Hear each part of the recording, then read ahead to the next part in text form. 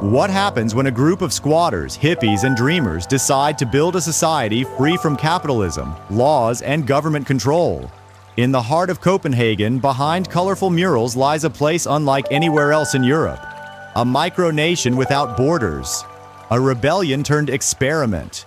This is the story of Christiania, Denmark's most infamous free town. And it all started in 1971, with a broken fence and a bold idea.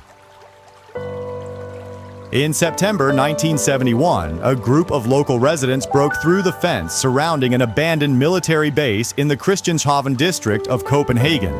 What had once been barracks was now a forgotten wasteland, until it was reclaimed by squatters, artists, and idealists. They declared the area a free town and named it Christiania. The idea was radical. No private property, no police, no hierarchy. It was to be a self-governing society based on communal living, peace, and freedom. Within weeks, tents, wooden shacks, and shared gardens popped up. People from across Europe arrived, hippies, anarchists, spiritualists, all looking for an alternative way to live. The Danish government, at first unsure how to respond, hesitated to intervene. After all, it was the height of the counterculture era. Christiania became a symbol of resistance against consumerism and conformity, and a real-life experiment in anarchist ideals. Inside Christiania, traditional rules didn't apply. There was no rent. Decisions were made in collective meetings, and everyone had a voice. Instead of money, some goods were bartered. Street art flourished, as did music and alternative theater. But Christiania's Utopia wasn't without problems. Drug use, particularly hard drugs, threatened to tear the community apart. In the 1980s, the residents themselves voted to ban hard drugs, setting a boundary for the sake of their dream. This self-regulation was a turning point. Christiania might be lawless, but it wasn't without principles.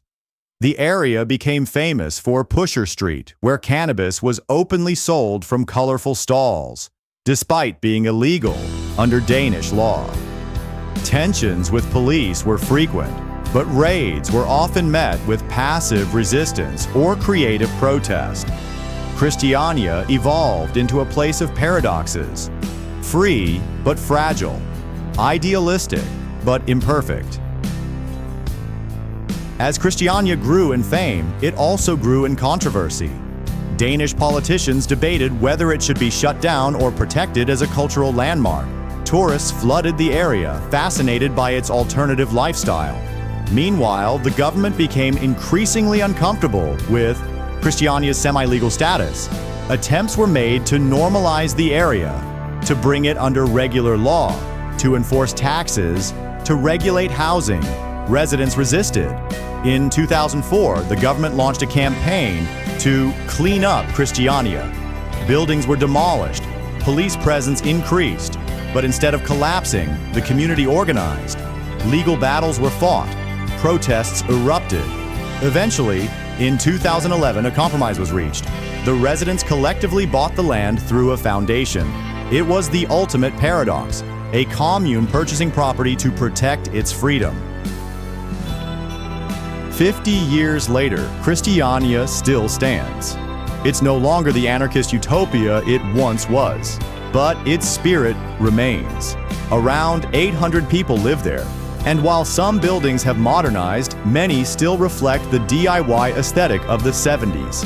Art is everywhere, from psychedelic murals to sculptures made of scrap metal. Visitors are asked not to take photos on Pusher Street, where cannabis is still sold in defiance of the law.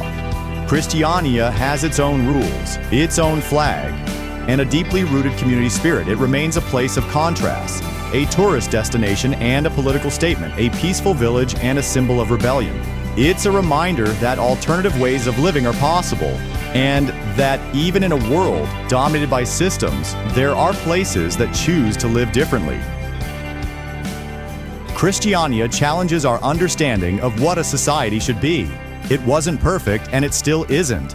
But for over 5 decades, it has shown that freedom, community, and self-governance aren't just abstract ideas. They can be lived. In a time when cities become more uniform and rules more rigid, Christiania remains defiantly different. Not just a place on the map, but a vision of what could be. If you've ever wanted to start your own country, or at least visit one without leaving your couch, then you're in the right place. From self-declared kings to nations smaller than your backyard, we explore the weirdest borders and boldest rebellions history forgot. So, hit that subscribe button and join our not-so-official micronation of curious minds. No passports needed, just curiosity, sarcasm, and a slight distrust of paperwork. Welcome, fellow citizen, to the Republic of Ridiculous Realities.